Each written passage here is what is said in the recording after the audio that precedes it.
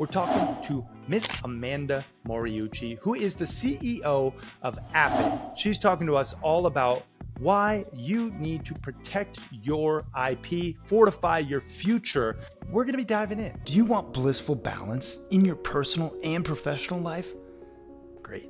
What's up, guys? My name is Carrie Jack, and I want to help you happy hustle a life you love, one full of passion, purpose, and positive impact. I'm a lifestyle entrepreneur, a professional model / actor, a digital marketing specialist, a podcast host, author, a biohacker, an eco-warrior, a martial artist, a hippie cowboy, and a humanitarian. My goal is to educate, inspire, and entertain you to live a life of passion, purpose, and positive impact. It is time to happy hustle your dream reality. Yee! All right, Amanda Moriuchi, welcome to the Happy Hustle Podcast, my friend. I am super excited to rock the mic with you. Same, friend. I'm so happy to be here. Yeah. I mean, this is going to be a very fun episode.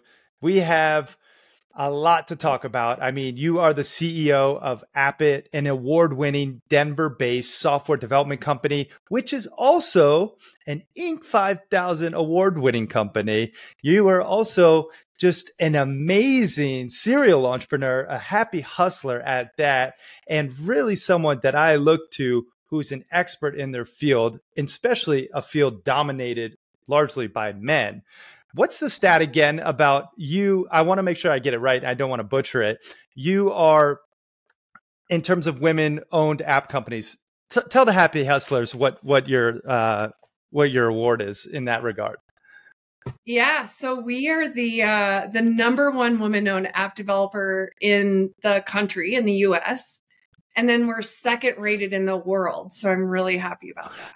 Yeah, pretty exciting stuff. I mean, it's amazing. Like, I don't want to just gloss over that because there's so much amazing stuff out there, you know, when it comes to software development and app development, but then to be a woman in the industry and then to be #1 of all the women in the industry, it's so cool. And I'm just so grateful to know you. And I'm really excited to share your journey, but also how software can help these happy hustlers out here who are on the content hamster wheel and grinding, you know, building their businesses on other people's rented real estate, other platforms, and how we can start to own our own tech and how we can really essentially become a prominent platform owner and really create something that is sellable. You know, that's what it's so exciting in terms of what you're building.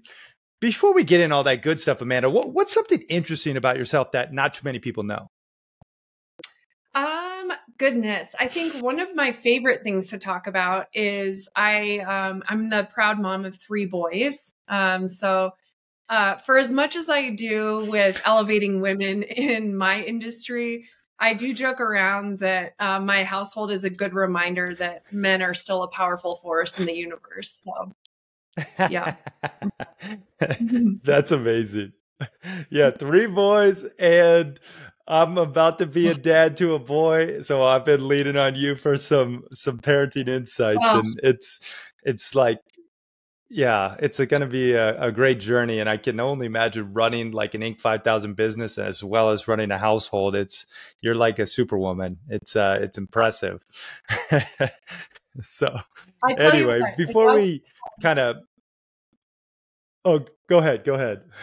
If I can parent 3 strong boys, I can certainly run a company, and I love those parallels. It's certainly something that I value quite a bit. Being a mom's made me certainly a better business leader. That is for sure. Oh yeah. And I mean, that's something we value at the Happy Hustle as well, is like personal and professional quote unquote success and the blissful balance between the two. It's not just crushing it in the boardroom, but crushing it in the living room, you know, and being respected in both. Like that's what it's all about.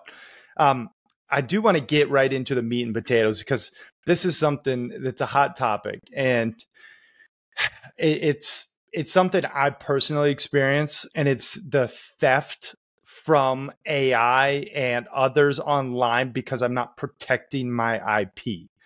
And I know your business solves this problem, but speak to the problem first and foremost when it comes to like the scraping that's going on, the artificial intelligence, like stealing our IP and our data. Talk to the happy hustlers who are maybe unaware. What the heck is happening? Absolutely. So scraping's been around forever. The difference is recently AI tools, ChatGPT is probably the most well-known, has really exacerbated this and brought scraping to be kind of a front and center topic, especially for content creators. So let's talk about scraping. Basically, what it is your competitors will look to your website. They'll find some of your high quality content. So most often it's your blog, it's maybe even some of your social media postings. It's a lot of the content that you're putting out on the public domain. So your website, your social media, your blog. And what competitors will do is they'll map your content to their keyword strategy. And what they'll try to do is they'll try to repurpose what you've already written as their own. Now, historically, it wasn't that big of a deal, right? Because a person would be doing it and it's labor intensive. It takes a ton of time and thought. Also, it was expensive because you have a human doing it. But the nice thing is you'd have a human who was putting thought into how they were repurposing your content. So they'd be keeping an eye out for things like copyright infringement or, trying to avoid blatant plagiarism. And so that's why scraping historically wasn't such a big deal. Today, it's done in an instant with AI tools and ChatGPT because it's run just through a computer program. So that ChatGPT can steal all of that data, repurpose it into something new and different, and it can be done immediately versus a human doing it. It would have taken a week or so. And so I think that's why, for me at least, being in the industry, there are just some major red flags. And even some of my most valuable content, I'm not putting on the public domain. Like, I need to talk to you first before I'm going to share my knowledge and my expertise and my thought leadership, mostly because I don't want a machine to steal what I have to say and cheapen it and use it to further my competitor's business. Yeah. I really, this is something that hits home because I recently saw someone literally steal my 10 alignments and make it their own. There's companies that are knocking off the happy hustle left and right. And it is what it is. I'd rather outcompete them as a better business and a better service. But regardless, the fact still remains, like, and you say it well, it puts a governor on your growth because you are now literally, people are stealing your IP and they are claiming it as their own. And it sucks for creators, like, more than anyone. I think it really sucks for creators and especially, people who want to do good and share their content freely. I want to give as much away as I possibly can, but it's sad because it's getting stolen. And I know you have like a whole process around, protecting yourself, but specifically you talk about some of the ways, IP theft is taking place. And you have even an amazing like PDF that people can download. Well, talk to us about that PDF and where people can even get it, because like, I'm sure they hear this and I don't want to freak people out without giving them a solution, but let's just like kind of like talk about some of these assets that you've put together that people can actually protect themselves by learning how it's happening and then what you can do about it. Absolutely. So we put together just a quick PDF document. It's 5 pages. And we go through the 5 most common types of digital theft and how that affects content creators and community builders specifically. And in each of those forms of theft, we say, okay, here's how you can do things differently to protect yourself. So I know in the creator economy, a big thing is don't build your business on rented space, right? So a lot of the conversation comes to, hey, build your own email list because you own that email list, right? And that isn't always the most perfect solution, because then by having your own email list, you're even exposing yourself to another form of digital theft, which is stealing your customers' attention, right? So anybody who has, a couple different email accounts, you probably have them all tied into your single email app on your phone. And if you're opening up that app, if you're anything like me, every single day you have hundreds, if not thousands, of unread email. And how are you, Carrie Jack, someone that I really admire? You've done a lot for me and my business. I want to hear from you. Your email is going to get buried amongst all of these thousands of other emails, and I might miss it. And what happens if I have a day where I really want to hear from you? I want to interact with your thoughts and your content and your community. How am I going to find you in my email? And so I'm just seeing a confluence of these different types of limitations for content creators and community builders all coming to a head. And it can be intimidating, but you don't have to stay stuck. And I think that's the point of that document we had put together, was to help some of these people find a better way through just these recent advancements and changes in technology. Yeah. And that's really, it's, you got to change with the times. You got to protect yourself and really think through this stuff. I know it's daunting, but it will bite you in the butt if you're not proactive. And that's the truth, for lack of a better term, truly. But the PDF, I've seen this PDF, y'all. This is like a breakdown of exactly what's taking place in detail. And I love how you laid it out, where you actually give an example of how this could look in the marketplace, like how email attention is being robbed, just like you mentioned. You give a small story example and like the problem and the solution, and it's very in depth. So we'll link up the PDF in the show notes. And if you guys want it, it's free. That's the best part. And then I know you also have like a video series explaining the PDF. Talk to them about just that PDF video series as well.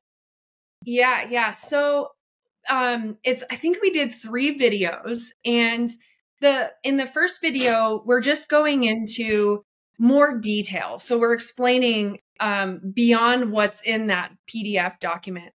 We're talking about, hey, this is why this is an issue now. This is why it's so much more serious today than it was even a year ago. And kind of going in on detail there. And then in the second video, we talk about like, why is this so hard for content creators? And really it's because when you're first growing your business, you have got to establish product market fit. So we talk about, what is product market fit? How do you know you've found it? And how do you know it's time to consider building your own technology? I think that's what we run into with most of our customers, is they start to feel intimidated by owning their own technology. And it's just because it's an industry where, there's so many different possibilities, it can feel overwhelming. So I try to simplify the process and help you figure out, when is it a good time? Because if you start before you're ready, you may not have the same kind of results that we've seen for some of our other customers. So we talk about that. And then in the last video, we talk about just the entrepreneurial journey overall. And how do you know if you really are the person to invest in your own technology? Because the reality is even if you don't have your own technology, you can still make a remarkable income. You can still leave a remarkable impact. And really, I try to help our customers isolate, like, am I a fit for this type of work, or should I keep the status quo? And generally, I'm just trying to reduce the confusion and the fear and just the ambiguity around making that decision, because it really isn't for everybody. And that's what I'm trying to help our customers figure out.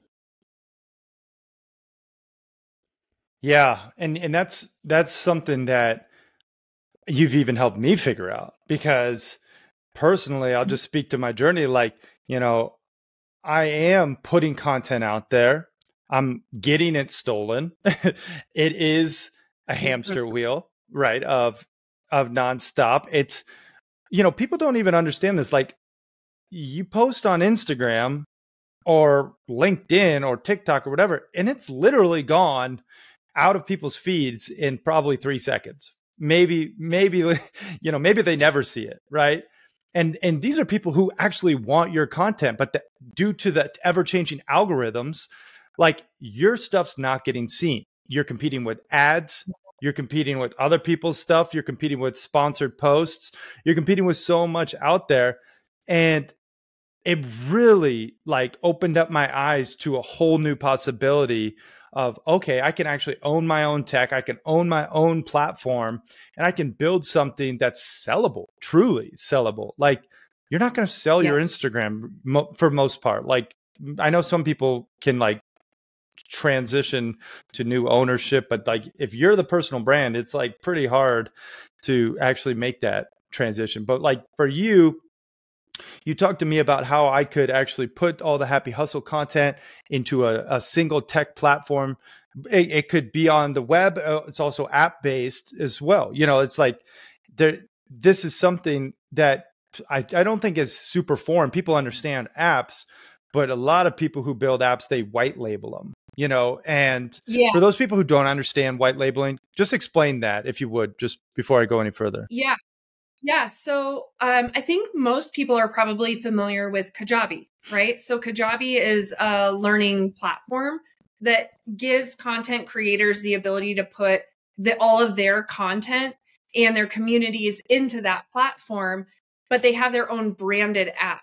Even though they didn't build that app, Kajabi built the app. It's on Kajabi's platform. You're not going to see Kajabi in that mobile app. It appears as if it's your brand. And that's the concept of a white label.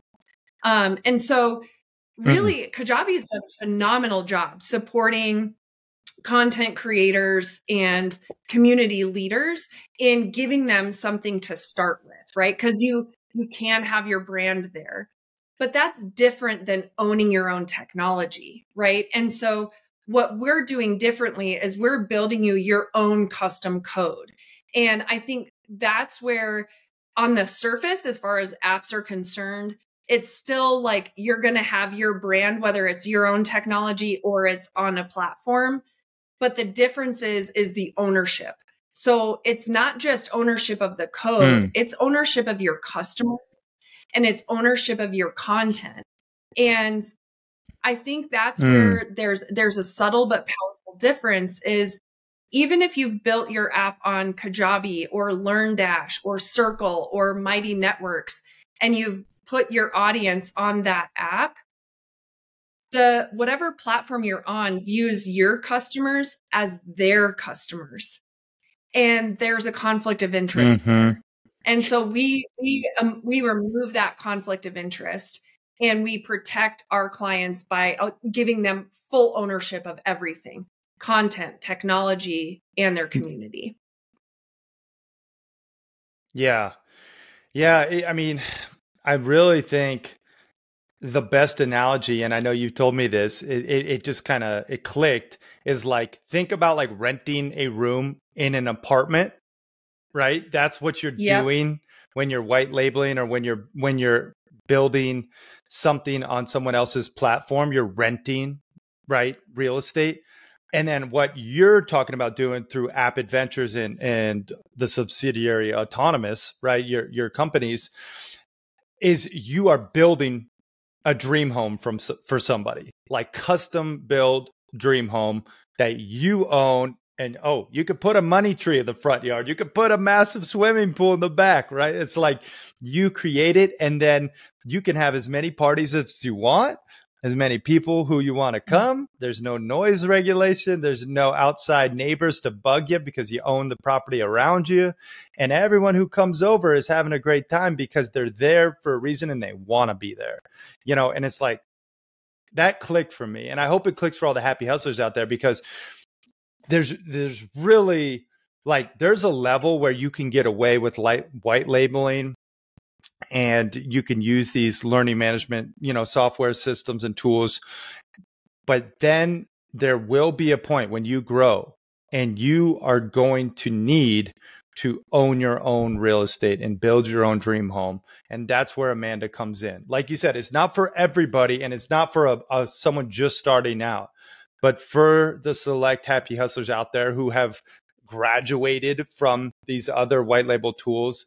What's the first step? Like, how do you go about, what's your process to actually owning your own tech in that build out specifically? Yeah, that's a great question. So I have to say the good news is most of our customers are further along down the path than they realize, right? So I think the hardest part about building successful apps like this is starting with the core problem you solve, right? So you're the essence of your brand, right? And then you build content around how you solve that core problem. And then you engage a community around that content. And the cool thing is most of your listeners and a lot of our clients have already done that. And that's the hardest part. Then when they realize, okay, so there's kind of 3 symptoms that indicate it's time for you to pivot off of your white labeled app and into your own tech. And that's number 1 is control. Like you're really craving a deeper control over the customer experience. And maybe you're getting some feedback from your customers about, hey, I love what you're doing. Your content's amazing. I'd love to see this feature in the app. And because you're on a white labeled platform, you can't give that customer what they're asking for. And so that's the second. That's flexibility into how you give your customers the features that they're asking for. So that's your second symptom. And then the third is visibility.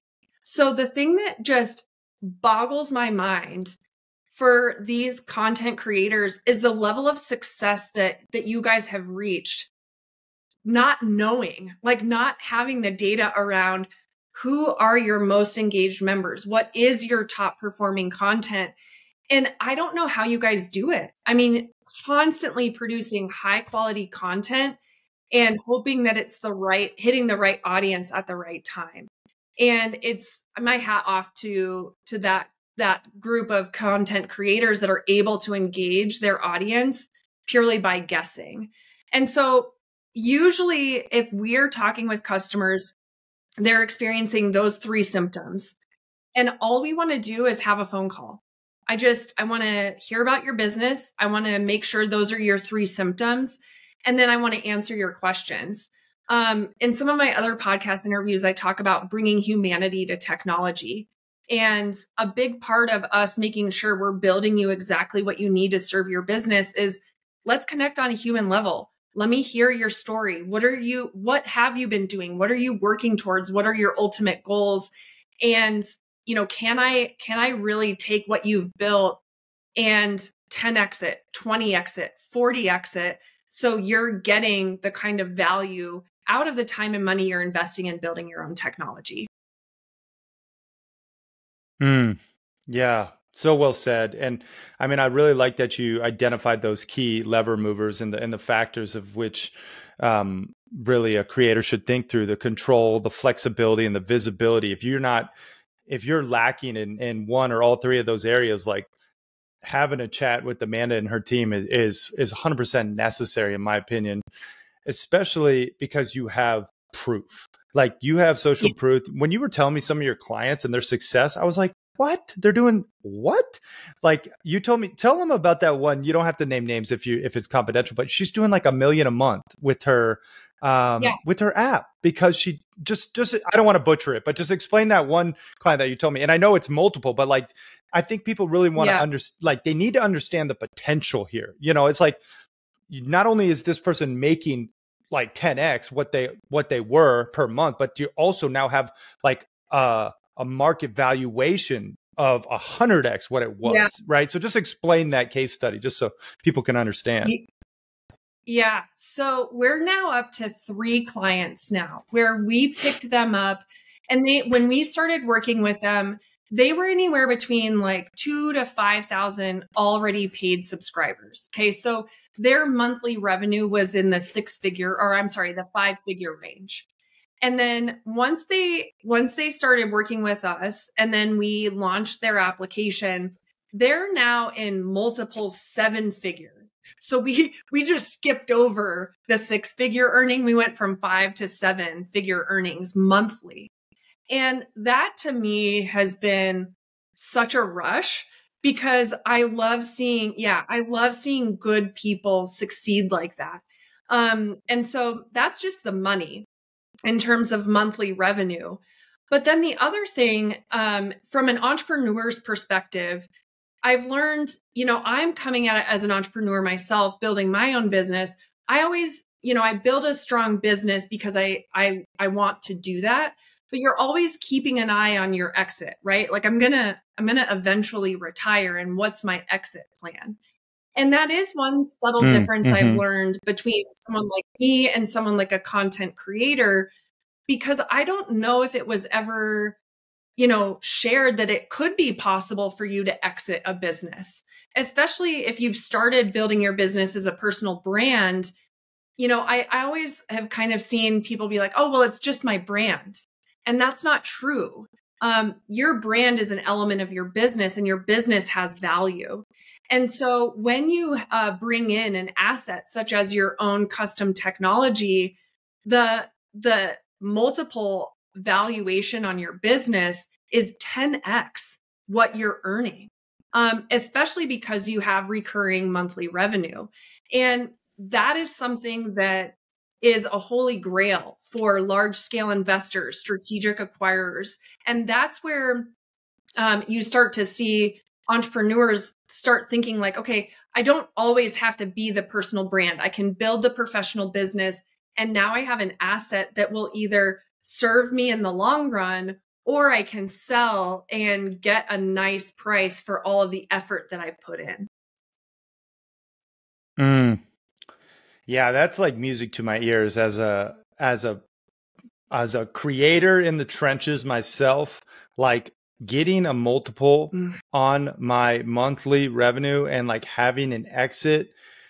And I love what I do, don't get me wrong, and I'm sure everyone out there listening, like who's built something, substantial is passionate about it. But still, like, why not get paid for what you're worth? And really, like, it comes down to the ownership. Like, if you have a ClickFunnels account that is where everything is hosted, your courses or a Kajabi or a Circle or any of these, like you cannot go to a strategic acquirer, like you said, or an investor and say, oh, here's my business, like it's not the same as owning your own tech, and I think I would be remiss if we didn't talk about some of the scary components that people think at least would hold them back from this journey. Because like even you helped rid those thoughts from myself, where I was like, yeah, but isn't it like, doesn't it constantly need updates? And like, what about, the build process and isn't it expensive? And like, they're like, yeah, this isn't for everybody. Truly. We know that.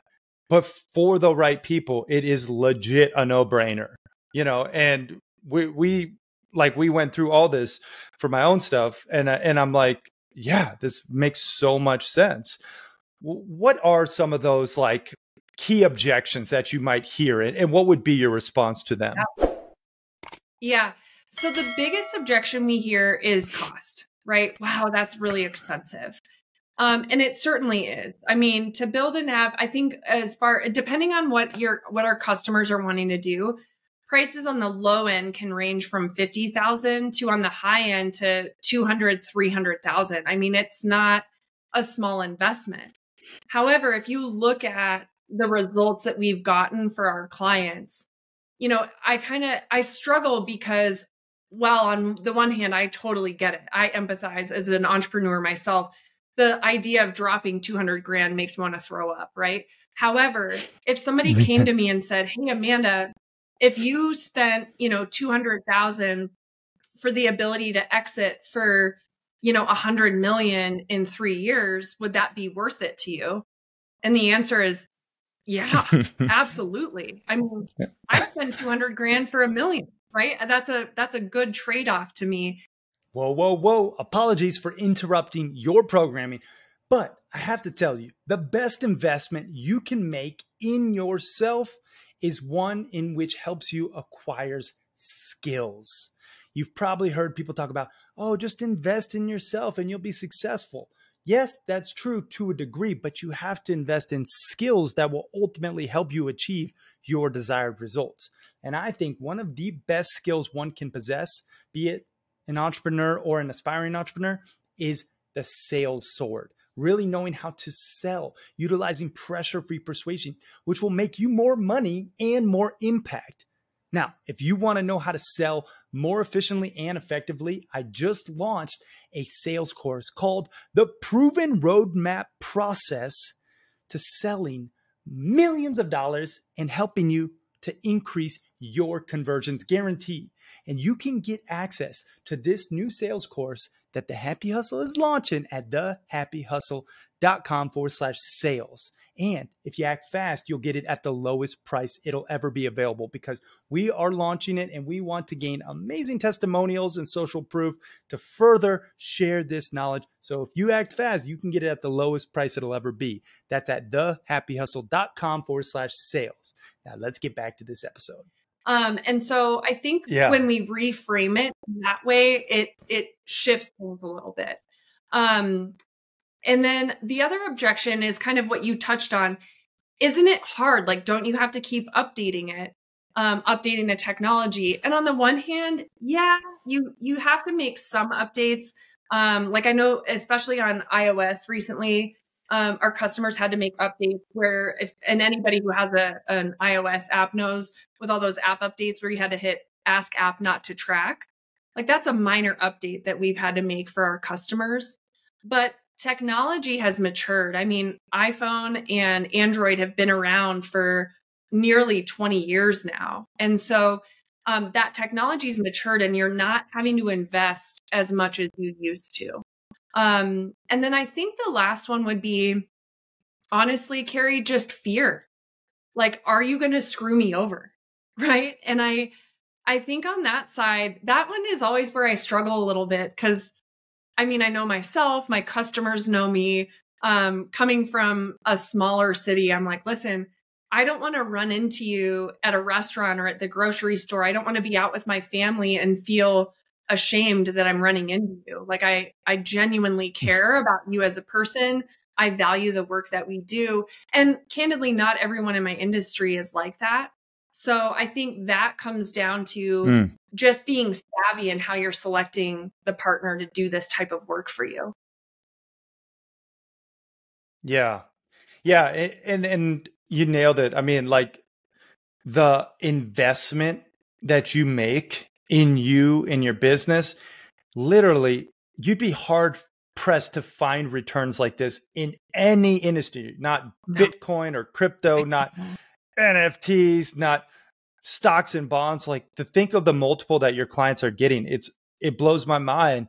Yeah, you got to put skin in the game and you got to build it out. But like, if you have attention and you have an audience and you have the potential for a reoccurring business model, like there's no better place, I don't think, that you could put money and energy into to get the return that's potential.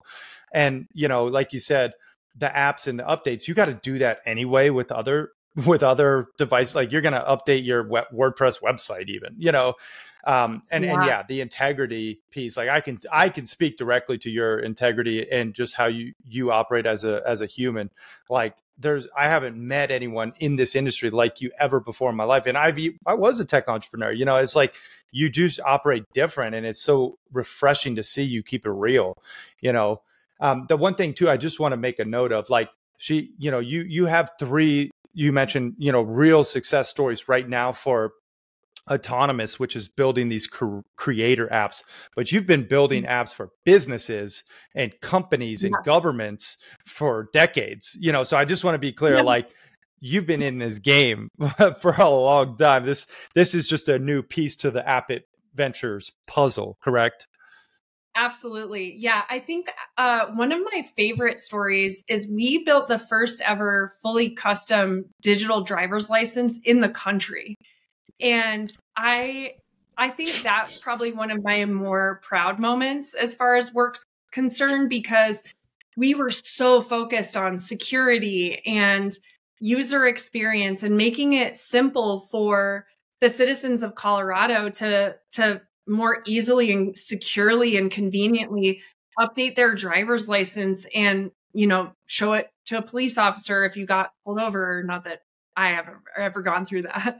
Or like if you're wanting to go to a bar, like change the culture of our state in terms of just something subtle, but it was so powerful. And working with the governor's office of IT was one of the highlights of my career. And so we've done stuff like that. We work with other businesses working on just really critical, mission critical applications to run their business. And so, applying some of the lessons that I've learned over the past 20 years now, it's been a long, long time, since almost 20 years, I guess 18, I'm giving myself a few more years, but 18 years really working toward this. This is kind of the work that we're doing for creators is the culmination of, more than a decade of experience in applying kind of the best of the best from each of these projects over time. And that's why we're having such a fun time with it. And I also think that's why our customers are seeing the results that they are.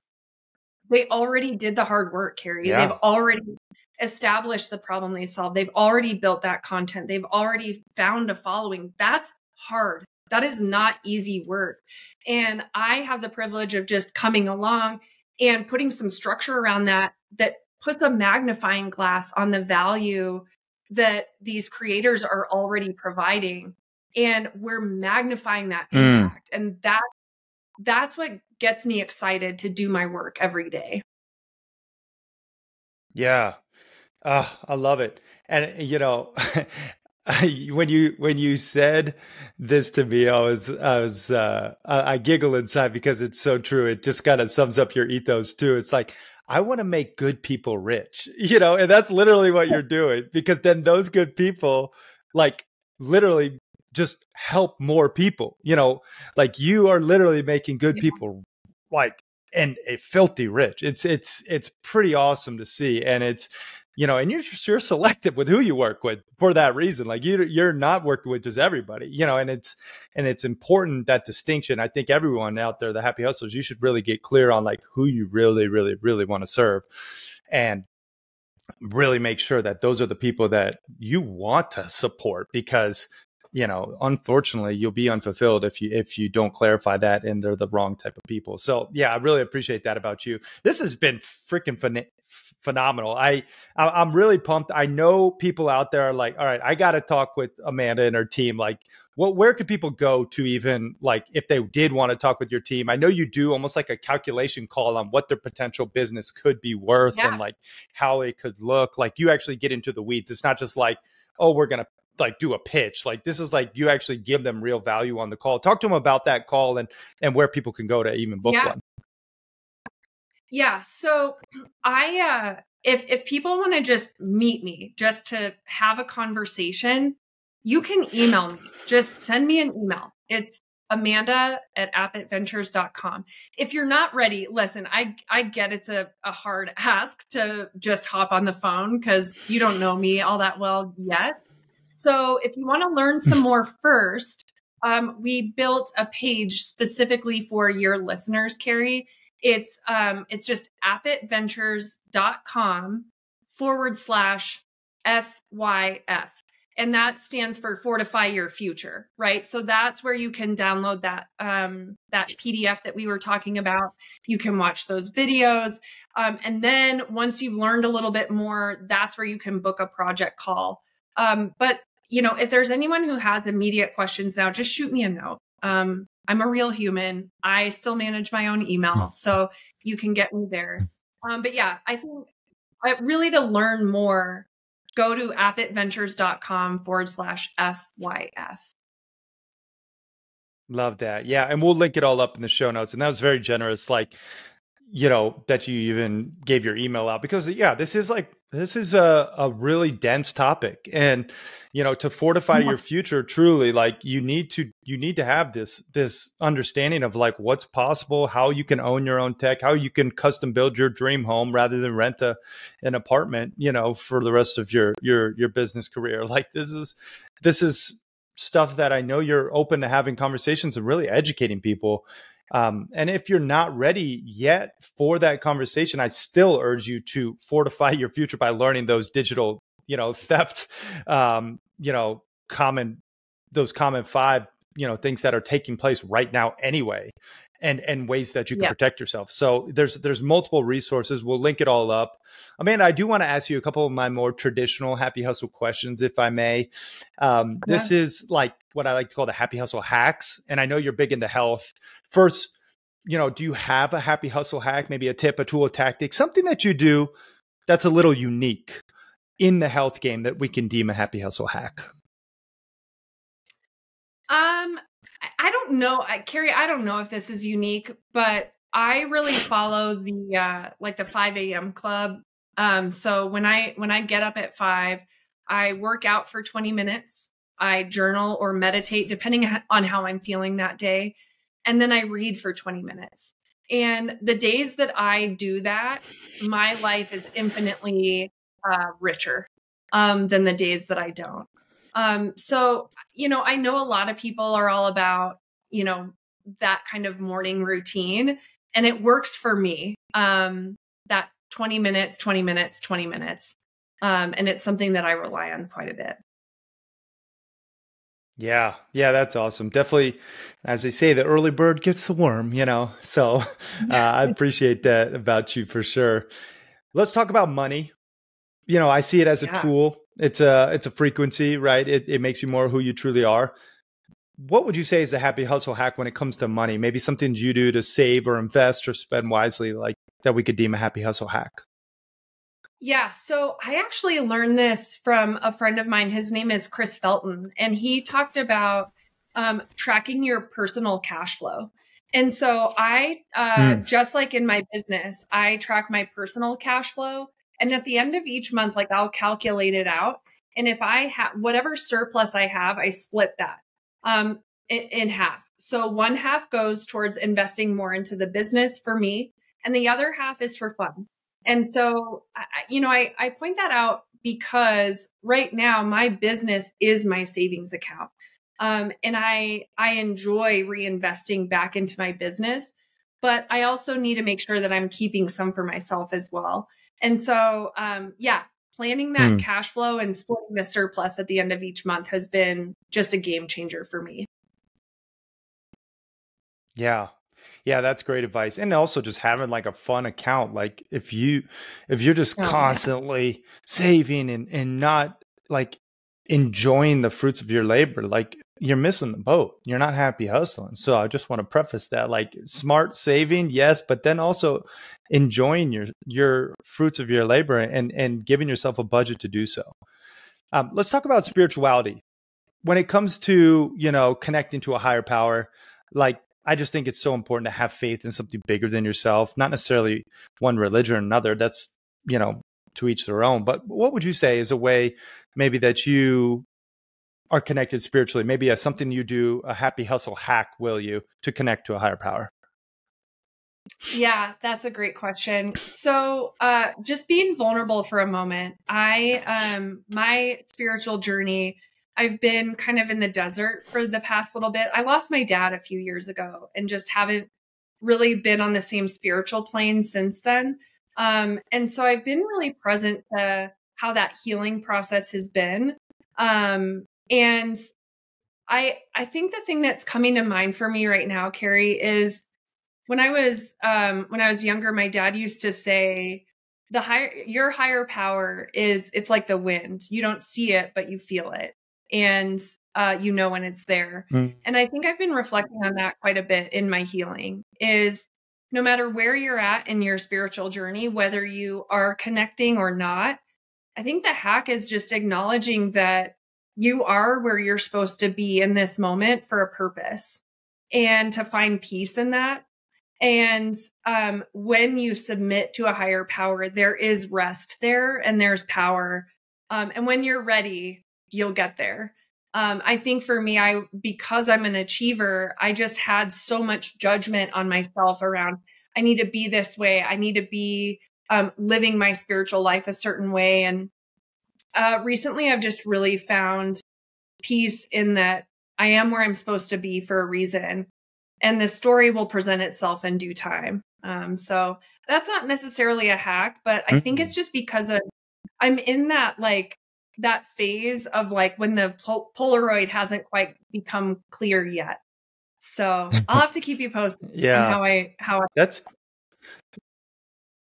please do. And that was deep and sage wisdom at that. I really appreciate that, that concept. It's like the wind, you feel it, but not necessarily see it. That's awesome. Amanda, this has been phenomenal. I do want to put you through the rapid fire round, and then we'll wrap this interview up. This is where I just ask random questions, and you answer honestly. First thing that comes to mind. Are you ready? Yes. Okay. Favorite food? Go. Spaghetti. Favorite movie? Dumb and Dumber. Don't judge me. Favorite book? The 5 a.m. Club. What's your spirit animal? Oh, otter. Nice. Best business advice? Remember that your entrepreneurial journey is sacred. Make the noise of your happy hustle autonomous rebel yell. Oh my gosh. No, Carrie, because it always comes out like a turkey gobble. It's like an inside joke with my family. I'm not doing it. Do it.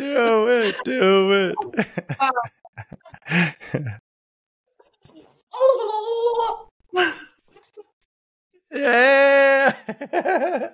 I love it. What are 3 things you're most grateful for? My family, hands down. My husband and my boys, they're my everything.